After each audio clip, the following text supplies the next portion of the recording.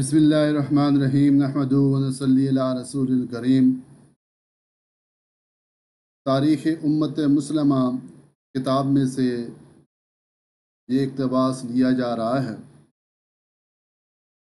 تاریخ امت مسلمہ کا یہ تیسرا باب ہے اور جلد نمبر 2 ہے اور صفحہ نمبر 466 ہے۔ اس کو دور فتن کہا گیا ہے جو یزید بن معاویہ کا شہادت عبداللہ بن زبیر رضی اللہ تعالیٰ عنہ ہے۔ یہ دور رجب 60 ہجری سے جمادی الاول 73 ہجری تک کا ہے، یعنی اپریل 680 سے اکتوبر 692 تک کا۔ دور یزید بن معاویہ یہ رجب 60 ہجری سے لے کر ربیع الاول 64 ہجری تک کا ہے، یعنی اپریل 680 سے لے کر اکتوبر 683 تک کا۔ امیر معاویہ رضی اللہ تعالیٰ عنہ کا جانشین 34 سالہ یزید ان کی وفات کے وقت حمص کے مضافاتی قلعے حوارین میں تھا۔ اس سانے کی خبر سن کر وہ تیزی سے دارالخلافہ آیا۔ تب تک حضرت امیر معاویہ رضی اللہ تعالیٰ عنہ کی تدفین بھی ہو چکی تھی۔ یزید کا پہلا خط۔ یزید نے مملکت کے عمائد اور اہل دمشق سے تعزیتی خطاب کرتے ہوئے حمد و ثنا کے بعد کہا: معاویہ رضی اللہ تعالیٰ عنہ بلا شبہ اللہ کے بندوں میں سے ایک بندے تھے۔ اللہ نے ان پر انعام و اکرام کیا اور پھر اپنے پاس بلا لیا۔ وہ بعد والوں سے بہتر اور پہلے والوں سے فروتر تھے۔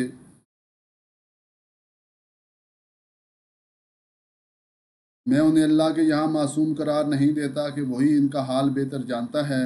اگر ان کی بخشش ہوگی تو اللہ کی رحمت سے، اور اگر پکڑ ہوگی تو ان کی اپنی لغزش کی وجہ سے۔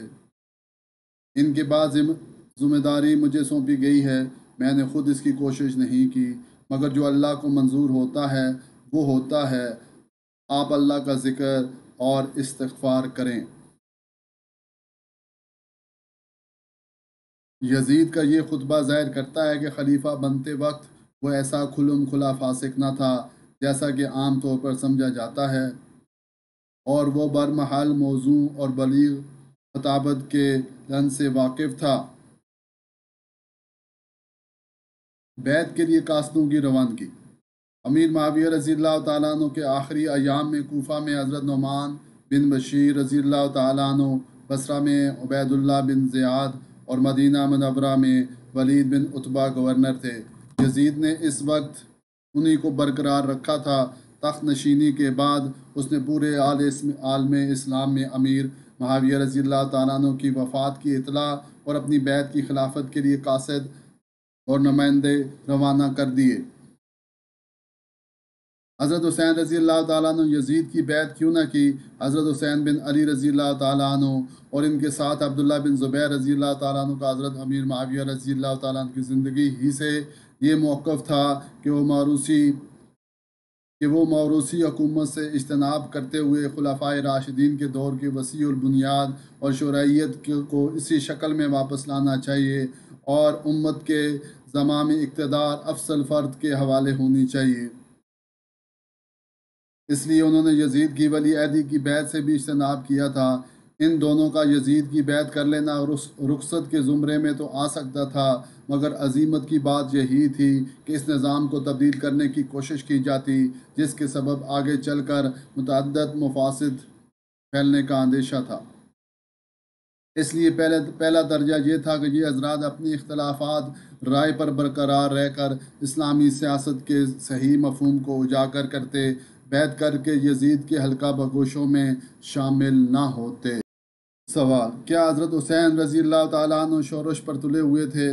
قرائن سے محسوس ہوتا ہے کہ حضرت حسین رضی اللہ تعالیٰ عنہ اور حضرت عبداللہ بن زبیر رضی اللہ تعالیٰ عنہ کی سوچ اور فکر ابتدا میں اتنی ہی تھی کہ وہ یزید سے بیعت نہ کریں اور اپنی دیانتدارانہ رائے کے خلاف کسی قول و فعل کے مرتکب نہ ہوں۔ ایسی کوئی صحیح روایت نہیں ملتی جس سے ظاہر ہوتا ہو کہ یہ حضرات کوئی شورش پر برپا کرنے پر تلے تھے۔ ورنہ حضرت حسین رضی اللہ تعالیٰ عنہ کو تو حضرت امیر معاویہ رضی اللہ تعالیٰ عنہ کی زندگی میں ہی اہل کوفہ کے خطوط ملنے لگے تھے، جن میں انہیں کوفہ آ کر امت کی قیادت کی دعوت دی جا رہی تھی، مگر کسی مستند روایت سے یہ ثابت نہیں کہ حضرت حسین رضی اللہ تعالیٰ عنہ نے اس دعوت کو سراہا ہو، بلکہ قرائن بتاتے ہیں کہ یزید کی تخت نشینی پر بھی حضرت حسین رضی اللہ تعالیٰ عنہ نے کوفہ جانے کا فیصلہ نہیں کیا تھا، اور شاید وہ عمر بھر مدینہ ہی میں رہنا پسند کرتے تھے اور ایک فتوے کی حیثیت سے اپنی رائے پر قائم رہنا کافی سمجھتے، مگر جب انہیں جبری بیعت سے بچنے کے لیے گھر سے بے گھر ہونا پڑا تو اس وقت وہ کوفہ جانے کے امکان پر غور کیے بغیر نہ رہ سکے۔ یزید کی پہلی سیاسی غلطی، یزید کے لیے مناسب یہ تھا کہ وہ ان حضرات کو اپنی بیعت پر مجبور کرنے کی کوشش نہ کرتا۔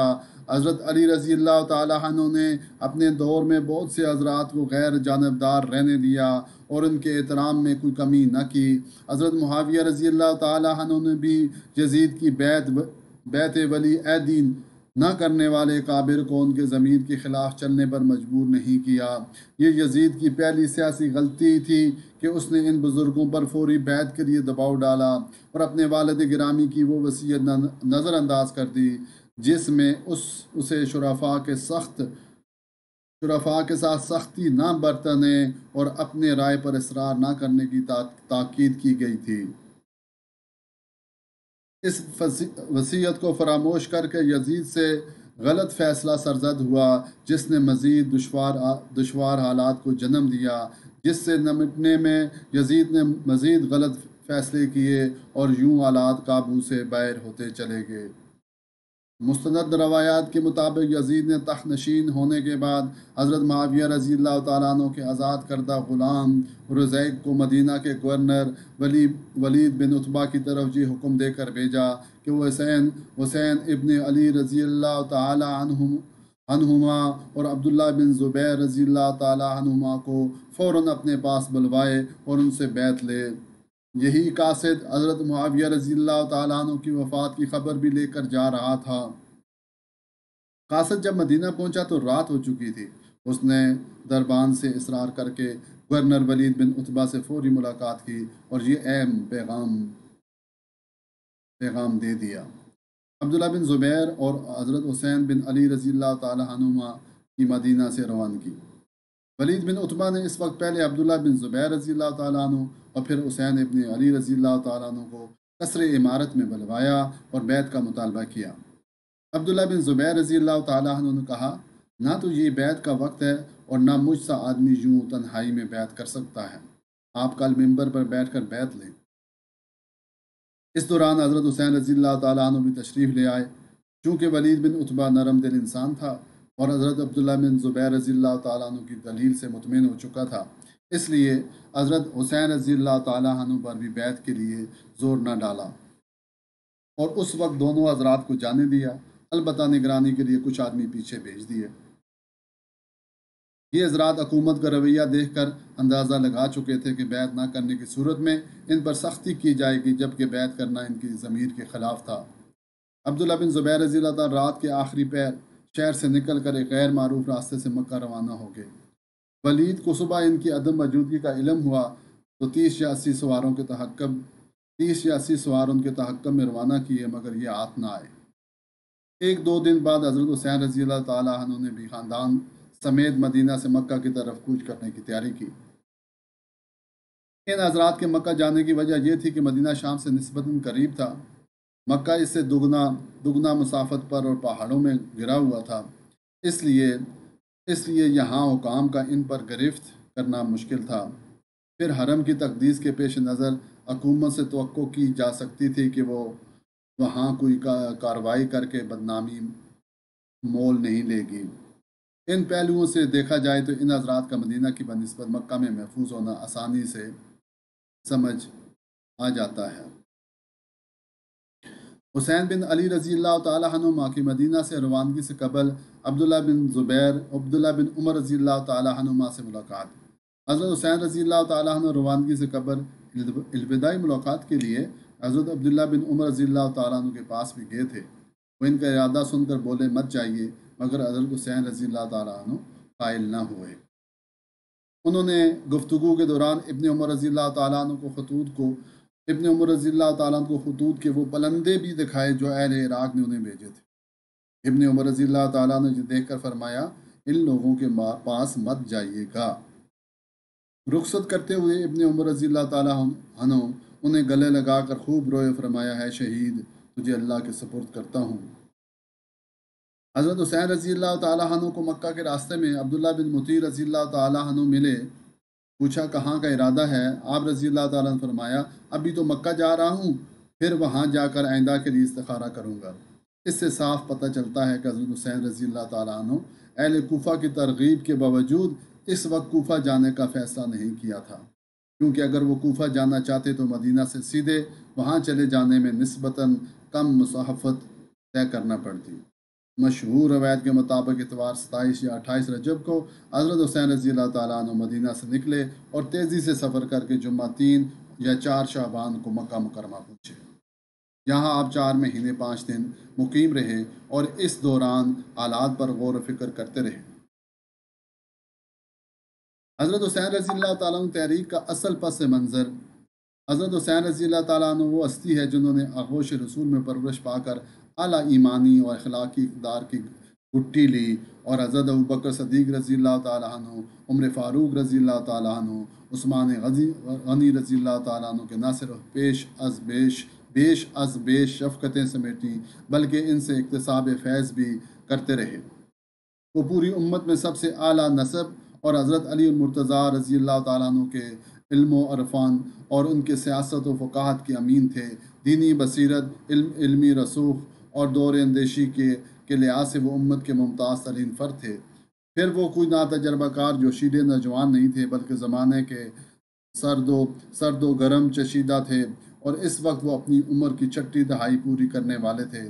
ایسی ہستی کے بارے میں یہ گمان کر لینا بہت سطحی بات ہوگی کہ وہ محض یزید کی ذاتی کمزوریوں یا اس کے متعلق فسق و فجور کی شہرت کو بنیاد بنا کر بیعت سے اجتناب کر رہے ہیں۔ حقیقت یہ ہے کہ ان کی نگاہ اسلامی نظام سیاست میں پڑنے والے اس رخنے پر تھی جو بظاہر معمولی اور فی الحال قابل تحمل لگتا تھا، مگر وہ ایک غیر معمولی اور دور اندیش مدبر کی طرح مستقبل کو گویا کھلی آنکھوں سے دیکھ رہے تھے، جہاں اس معمولی انحراف کے اثرات چند نسلوں بعد نہایت منفی انداز میں برآمد ہونے کو تھے۔ جس طرح دریا کے بند میں پڑنے والی دراڑ سے پانی رستہ دیکھ کر ایک تجربہ کار آدمی یقینی طور پر خطرہ محسوس کر لیتا ہے اور ساری مصروفیت چھوڑ کر اپنی پوری جان اس معمولی سے شگاف کو پر کرنے میں لگا دیتا ہے، اور ان لوگوں کے اعتراضات کی بالکل پرواہ نہیں کرتا جو خطرے کا پوری طرح اندازہ نہ لگا پانے کے باعث اس تقابو کو کار عبث سمجھ رہے ہوں۔ بالکل اسی طرح حضرت حسین رضی اللہ تعالیٰ نے کل کے مضرات کو آج ہی پوری طرح بامتے ہوئے جان کی پرواہ کیے بغیر ایک موقف اختیار کر لیا، اور پھر اس بارے میں کسی نصیحت اور فرمائش کی خاطر میں نہ لائے۔ رہی یہ بات کہ کیا حضرت حسین رضی اللہ تعالیٰ عنہ کی اس فکر و سعی پر خروج یا بغاوت کا اطلاق ہو سکتا ہے، تو در حقیقت حضرت حسین رضی اللہ تعالیٰ عنہ کی تحریک اپنے اس آخری مرحلے تک پہنچ کر بھی جس میں جان نثاری اور جان بازی کا رنگ نمایاں ہو چکا تھا، اس قدر معتاد اور حد اعتدال کے اندر تھی کہ اس پر خروج کا اطلاق کر دینا آسان نہیں۔ اس معاملے پر سنجیدگی سے غور کیا جائے تو معلوم ہوگا کہ حضرت حسین رضی اللہ تعالیٰ عنہ کو تجزیے اور اجتہاد کے مطابق ابھی یزید کی خلافت منعقد نہیں ہوئی تھی، کیونکہ حضرت امیر معاویہ رضی اللہ عنہ کے دور میں یزید کے لیے ولی عہدی کی جو بیعت لی گئی تھی، اس کی حیثیت محض ایک مشورے کی تھی اور اس سے یزید کی خلافت ثابت نہیں ہو جاتی تھی۔ جیسا کہ اسلامی سیاست کے ماہرین میں سے ایک بلند پایہ ہستی قاضی ابو جہلہ الفراء رحمۃ اللہ علیہ تحریر فرماتے ہیں کہ خلافت محض ولی عہد بنا دینے سے منعقد نہیں ہو جاتی، بلکہ مسلمانوں کے قبول کرنے سے منعقد ہوتی ہے۔ اس وقت صورتحال یہ تھی کہ یزید مسند خلافت پر براجمان تو ہو چکا تھا، مگر شام کے سوا کسی بھی اسے مسلمانوں کے عمید میسر نہ تھی۔ دمشق کے علاوہ عالم اسلام کی سیاست کے بڑے مراکز مکہ، مدینہ، کوفہ اور بصرہ تھے۔ اہل حجاز کو یزید کی حکومت ہرگز گوارا نہ تھی۔ چند برس پہلے جب یزید کی ولی عہدی کا مسئلہ درپیش ہوا تھا تو سب سے زیادہ تحفظات اکابر حجاز ہی کو لاحق تھے، جیسا کہ اس وقت عبد الرحمن بن ابی بکر نے مسجد نبوی میں سرعام اس جدت کو کیس و کسرہ کی رسم کہا تھا۔ حضرت سعد بن ابی وقاص رضی اللہ تعالیٰ عنہ اور سعید بن زبیر رضی اللہ تعالیٰ عنہ بھی مجلس بیعت میں حاضر نہ ہو کر اپنی بیزاری ظاہر کر دی تھی۔ حضرت عبداللہ بن عمر رضی اللہ تعالیٰ عنہ بیعت کو تو ٹالتے آ رہے تھے۔ اہل حجاز جو ان کے اکابر کے عاشق تھے، یزید کو مسلمانوں کی رضا اور اتفاق رائے کے بغیر زبردستی مسلط ہو جانے والے حکمرانوں کے طور پر دیکھ رہے تھے۔ حضرت مفتی تقی عثمانی مدد اللہ علیہ فرماتے ہیں کہ علماء کا راجع قول یہ ہے کہ ولی عہد بنانے کی حیثیت ایک تجویز کی سی ہوتی ہے اور خلیفہ کے بعد امت کے ارباب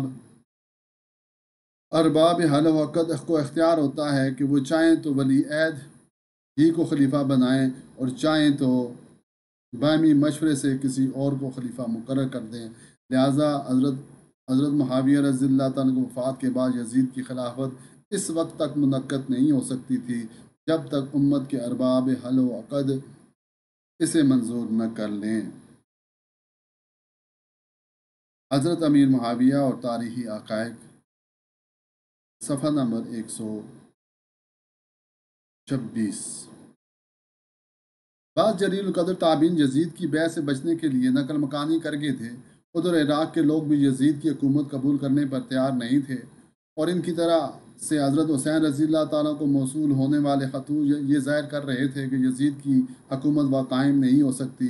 خود یزید کے بعض گورنروں کو بھی یقین نہ تھا کہ یہ نئی حکومت قائم رہ پائے گی یا نہیں۔ ان کا اپنا دلی رجحان حضرت حسین رضی اللہ تعالیٰ کی طرف تھا، جیسا کہ کوفہ کے گورنر نعمان بن بشیر واضح طور پر فرماتے تھے کہ بخدل کے نواسے کی بنسبت ہمیں رسول اللہ صلی اللہ علیہ وسلم کے نواسے زیادہ محبوب ہیں۔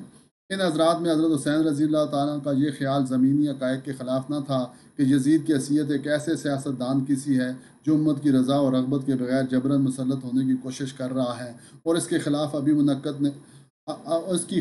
ابھی منعقد نہیں ہوئی، لہٰذا اس کا غلبہ ثابت ہونے سے پہلے ایک مثالی حکومت کے قیام کی صحیح کر گزرنا اس خروج میں داخل نہیں ہوگا جس سے رسول اللہ صلی اللہ علیہ وسلم نے منع فرمایا ہے۔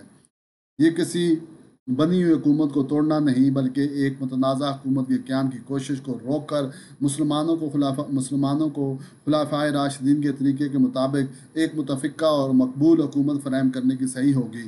حضرت حسین رضی اللہ تعالیٰ کے سامنے وہ فرامین نبویہ بھی تھے جن میں کسی برائی کو دل سے برا سمجھنے کو سب سے کم درجے کا ایمان بتایا گیا ہے اور حسب قدرت اسے ہاتھ یا زبان سے روکنے کا حکم دیا گیا ہے۔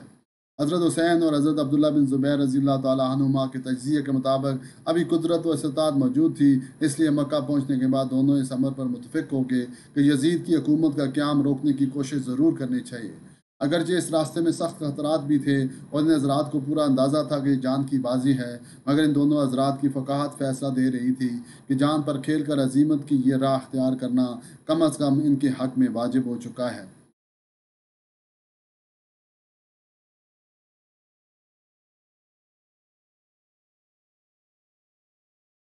مدینہ منورہ میں پکڑ دکڑ، ولید بن عتبہ کی معزولی اور عمر بن سعید کا تقرر۔ ولید نے حضرت حسین اور عبداللہ بن زبیر رضی اللہ تعالیٰ عنہ کے نکل جانے کے بعد عبداللہ بن مطیع العدوی رضی اللہ تعالیٰ عنہ کو اور مصعب بن عبد الرحمن بن عوف کو گرفتار کر کے جیل میں ڈال دیا، جو عبداللہ بن زبیر رضی اللہ تعالیٰ عنہ کے عقیدت مند تھے۔ اہل مدینہ نے عبداللہ بن عمر رضی اللہ تعالیٰ عنہ سے فریاد کی وہ حکام کو اس طرح کی سختیوں سے روکیں۔ یاد رہے کہ یزید کی والدہ کا نام میسون بن بخدل تھا۔ یہ خاتون مشرک با اسلام ہو گئی تھی، پہلے مشرک تھی اور پھر اس کے بعد اسلام قبول کیا تھا، مگر یزید کا نانا بخدل جو دمشق میں ایک گرجے کا متولی تھا، نصرانی رہا۔ حضرت عبداللہ بن عمر رضی اللہ تعالیٰ عنہ بے چین ہو کر ولید بن عتبہ سے ملے اور اسے کہا، اپنی حکومت کے استحکام کے لیے حق پر استقامت اختیار کرو، ظلم مت کرو، جنہیں گرفتار کیا گیا ہے وہ بے قصور ہیں، انہیں چھوڑ دو۔ ولید بن عتبہ نے معذوری ظاہر کی، امیر المومنین یزید کا حکم یہی ہے۔ اہل مدینہ نے جب حضرت عبداللہ بن عمر رضی اللہ تعالیٰ عنہ جیسی ہستی کی سفارش کو بھی ناکام جاتے دیکھا تو خود قید خانے پر حملہ کر دیا۔ اس کارروائی میں عبداللہ بن مطیع رضی اللہ تعالیٰ آزاد ہو کر اور فرار ہو کر مکہ میں عبداللہ بن زبیر رضی اللہ تعالیٰ سے جا ملے۔ حضرت حسین اور ابن زبیر رضی اللہ کے مدینہ سے نکل جانے کی خبر سے یزید کی تشویش بڑھ گئی۔ اس نے بیعت لینے میں ناکامی کی ساری ذمہ داری ولید بن عتبہ پر ڈال دی اور اسے کمزور سمجھتے ہوئے معزول کر دیا۔ اس کی جگہ عمر بن سعید الاشدق کا تقرر کیا جو سختی میں مشہور تھا۔ وہ رمضان میں مدینہ پہنچا اور آتے ہی قسم کھا کر مکہ محاذمہ پر چڑھائی کا عزم ظاہر کیا جہاں یہ حضرات پناہ لیے ہوئے تھے، مگر عمر بن سعید کے لیے فوری طور پر مکہ پر حملہ ممکن نہ تھا، کیونکہ ماہ شوال کی آمد تھی اور حجاج کے قافلے مکہ کا رخ کرنے والے تھے۔ فرزندان توحید اس مقدس سرزمین پر ایسے مبارک ایام میں رحمت عالم صلی اللہ علیہ وسلم اور صدیق اکبر رضی اللہ تعالیٰ عنہ کے نواسوں جیسی عظیم ہستیوں کے خلاف کارروائی کو کیسے برداشت کر سکتے تھے؟ پس یزید کی حکومت کے پاس ماہ ذوالحج کے اختتام اور حاجیوں کی واپسی تک کا انتظار کے سوا کوئی چارہ نہ تھا۔